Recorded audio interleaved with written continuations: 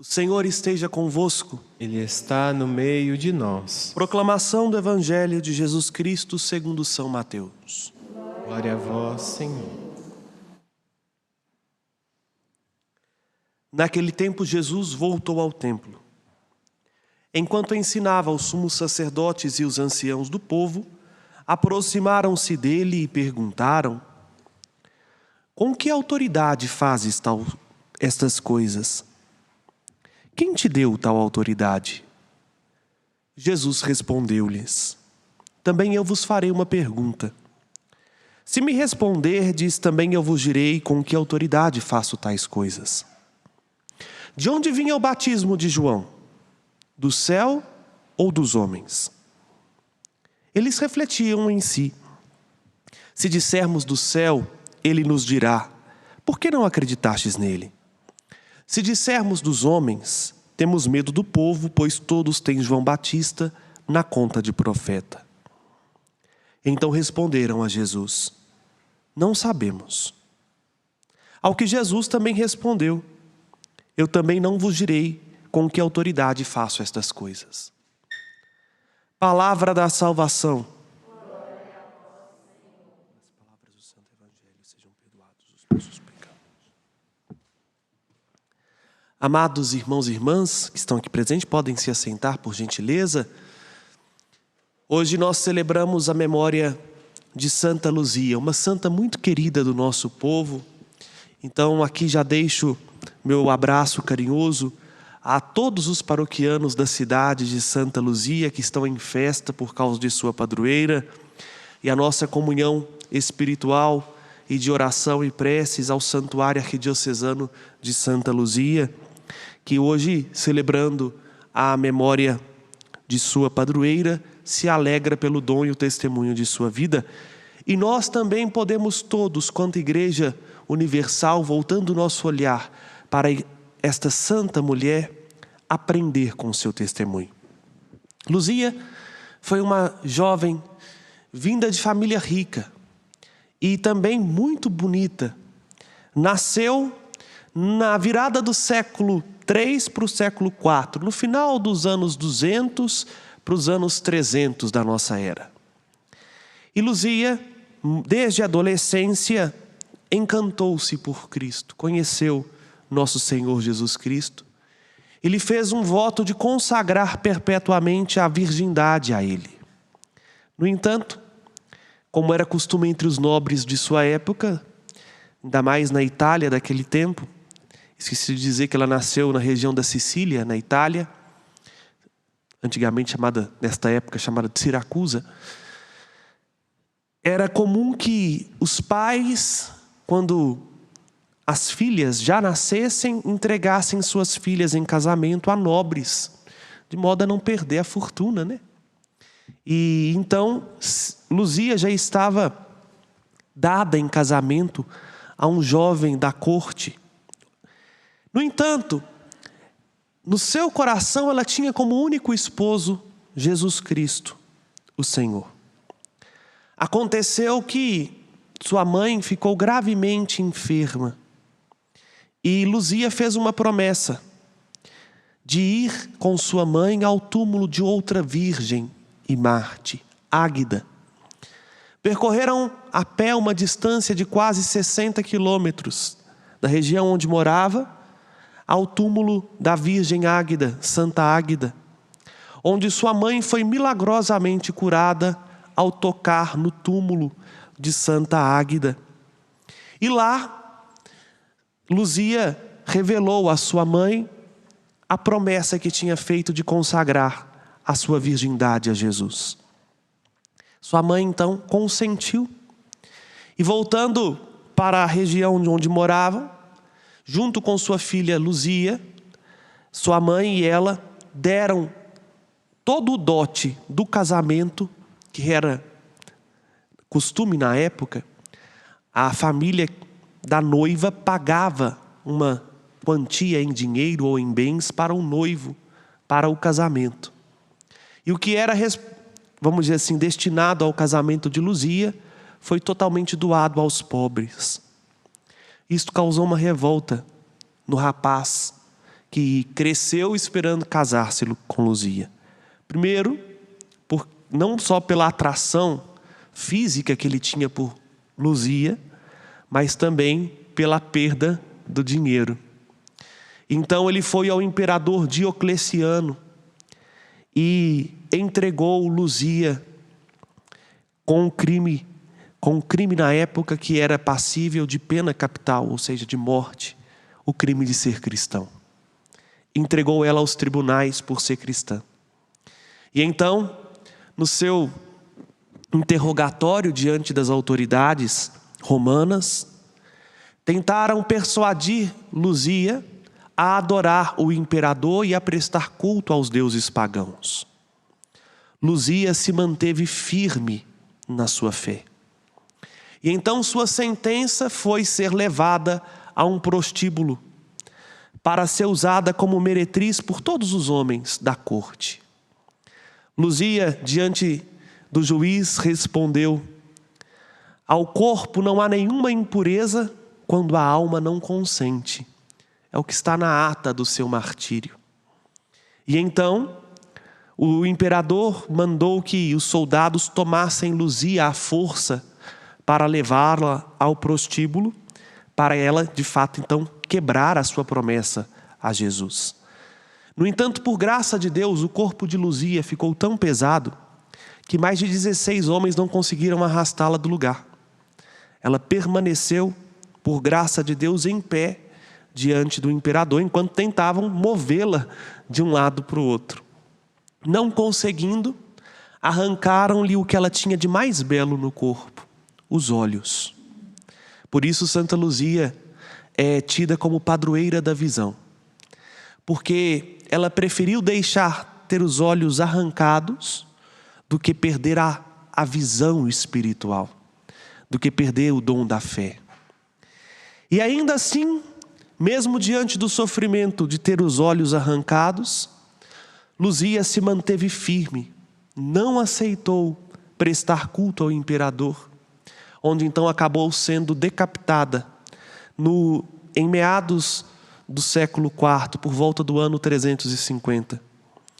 E preferindo dar o seu sangue por amor a Cristo, Luzia se tornou para nós um exemplo de um coração totalmente apaixonado por este Jesus. A santa que hoje nós celebramos e que a igreja reveste do vermelho, recordando o seu sangue, é para nós um contraponto daquilo que nós ouvimos do evangelho de hoje.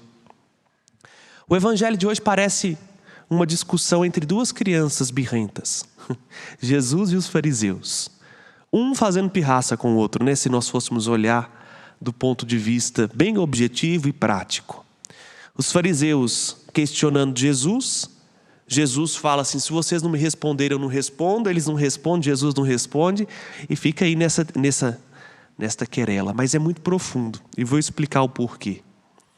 Jesus volta ao templo que poucos dias antes ele tinha feito um chicote de cordas e expulsado todos os vendilhões. Isso deixou os fariseus, me desculpe a expressão, pé da vida, né? Porque como é que ele chega aqui no templo do nada, sai quebrando tudo, põe para fora a nossa maior fonte de lucro e acha que isso está tudo bem. Então quando Jesus volta lá, os fariseus, que eram responsáveis pela integridade religiosa, vira para Jesus e diz assim: me conta aqui, com que autoridade você diz que pode fazer essas coisas? Quem é que te deu permissão para fazer isso? Jesus fala antes: eu vou responder para vocês só se vocês me disserem uma coisa. O batismo de João Batista vinha de Deus ou vinha dos homens? Vejam, Jesus já responde aos fariseus a pergunta que eles fazem. Porque João Batista, que é a figura que nós nos inspiramos no advento, para redescobrir a nossa necessidade de preparar para o Senhor um povo bem disposto que o aguarde na sua vinda gloriosa, era um homem enviado por Deus, e os fariseus sabiam que João Batista, se não fosse, vamos dizer assim, né? Se não fosse enviado por Deus, no muito era um grande modelo de vida e de austeridade. Era tido como um profeta. E aí eles começam a fazer as perguntas entre si, né? Se a gente falar a verdade, falar que o batismo de João vem de Deus, ele vai nos perguntar, então por que vocês não se converteram? Por que vocês não acolheram a mensagem dele e o mataram? Se a gente falar que João Batista não tem autoridade nenhuma, nós vamos comprar briga com o povo. E aí responde para Jesus: nós não sabemos. Jesus sabia que no fundo eles tinham ciência da resposta. Por isso diz, então também não vou responder com que autoridade eu faço essas coisas. Vejam, Jesus devolve para os fariseus a armadilha que tinha sido armada para ele mesmo. E ao mesmo tempo coloca diante deles uma responsabilidade, que é para nós também hoje um apelo à conversão, porque o advento é tempo de mudança de vida, tempo de conversão. Qual que é o apelo à conversão? O apelo é o seguinte, meus irmãos: uma vez que a palavra de Deus é dirigida, nós não temos mais a capacidade ou a possibilidade de fingir que não acontece nada conosco. Ela se estabelece para nós como um critério. Acolhê-la tem suas consequências. Rejeitá-la tem suas consequências. Não tem como ficar em cima do muro. Não tem como ficar um pé aqui e outro lá. Acolher a palavra de Deus pode nos causar a morte, como causou para Luzia e tantas outras pessoas. Rejeitar a palavra de Deus pode nos dar honra, distinção, poder, fama. Mas quem acolhe a palavra de Deus tem uma alegria interior, a qual aqueles que a recusam vivem uma vida inteira buscando ser felizes e não conseguem. Esta palavra se estabelece para nós como um critério para as nossas decisões e nos faz reconhecer a presença de Deus no cotidiano da nossa vida, na nossa história, naquilo que nós fazemos e naquilo que nós somos. Também hoje, Jesus nos ensina uma grande lição. A resposta não é dada com a boca, a resposta é dada com o coração. De nada adianta a gente gastar palavras com quem não está disposto a converter. Jesus não responde, não é porque ele não tinha resposta para dar, é porque Jesus sabia muito bem que os fariseus não queriam acolher aquilo que ele ia ensinar. Pelo contrário, já tinham tomado uma decisão no coração. E isso também serve para nós. Tem hora que a gente gasta energia demais, esforço demais com coisa que não vale a pena na nossa vida. Com pessoas que não estão dispostas a nos acolher. Com pessoas que não estão dispostas a dialogar. Com quem não está disposto a conversar, meu irmão, minha irmã, não gasta energia, não gasta esforço. Porque primeiro, para ter diálogo, tem que ter abertura de coração. E quanto sofrimento afetivo e psíquico nós sofremos hoje por investir nossa energia com pessoas e circunstâncias que não estão dispostas a nos ouvir. Pelo contrário, já estão armadas. Já querem de antemão usar nossas palavras como pretextos para nos condenar. Jesus nos ensina uma sabedoria também no Evangelho. De que para dialogar com alguém, não basta ter abertura de um lado, precisa também encontrar espaço para entrar no coração do outro. Os fariseus não queriam acolher Jesus no coração. Ainda que Jesus fizesse um grande milagre na frente deles para comprovar a autoridade que ele tinha, de nada adiantaria, porque o coração deles estavam fechados. Aí, meus irmãos e irmãs, nesta semana que ecoa a alegria de saber que o Salvador que virá em glória é o mesmo que já veio na nossa história para nos salvar, nós somos convidados, olhando para Santa Luzia, a examinar o nosso coração e perceber: estamos dialogando com Jesus para pô-lo à prova, ou estamos de fato querendo conhecer mais dele e acolhê-lo no nosso coração? Será que o nosso coração está fechado? E aí qualquer proposta que nos garante mais um dia de vida ou mais 5 minutos de prazer nos atrai? Ou será que nós estamos dispostos a acolher a plenitude desta palavra, que pode até nos causar algum prejuízo, mas que nos sacia de dentro para fora? Examinemos a nós mesmos e abramos o nosso coração para acolher o Senhor, que quer neste Natal nos iluminar com a sua luz, para que, como Luzia, é interessante o nome Luzia, do latim Lucia, né? A filha da luz. Daí nós temos 2 nomes que vêm de Luzia, né? Luzia e Lúcia. Vêm da mesma raiz, vêm de luz. Aqui é iluminada, a filha da luz. Luzia é para nós hoje este exemplo de alguém que, acolhendo os raios de luz nas frestas do coração, foi se abrindo, foi se dilatando, para que a luz do Senhor tomasse conta totalmente de dentro para fora. E nós também hoje, dialogando com Jesus, como ouvimos nesse belo poema que se tornou profecia, também o poema da primeira leitura de Balaão, onde nos fala que uma estrela sairá de Jacó, para fazer menção aqui à luz, que é o próprio Jesus, que nós deixemos esta luz nos iluminar. Que este Natal faça com que o Cristo nasça aqui dentro.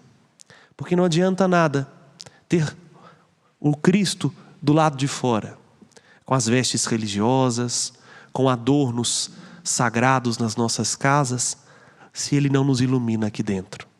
Que Ele encontre espaço no nosso coração, para que, acolhendo de fato a autoridade dEle, que às vezes joga tudo por terra, para que brote algo sincero, nós possamos ser verdadeiramente felizes e participar do triunfo daqueles que, como Luzia, deixaram tudo para receber o tudo e acolheram o tudo na sua pequenez, o triunfo dos santos. Louvado seja nosso Senhor Jesus Cristo. Para sempre seja louvado. Fiquemos de pé e com confiança apresentemos a Deus nossas preces.